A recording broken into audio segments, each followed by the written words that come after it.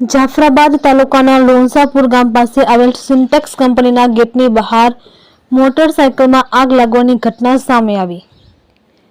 આગ લાગવાની ઘટનાના વિડીયો થયો સોશિયલ મીડિયામાં વાયરલ.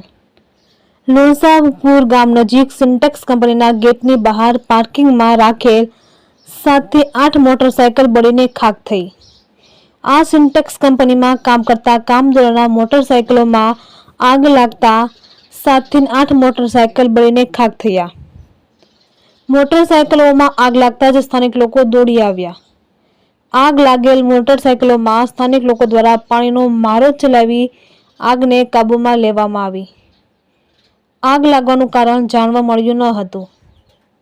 રિપોર્ટર મનીષ મહેતા, રાજુલા.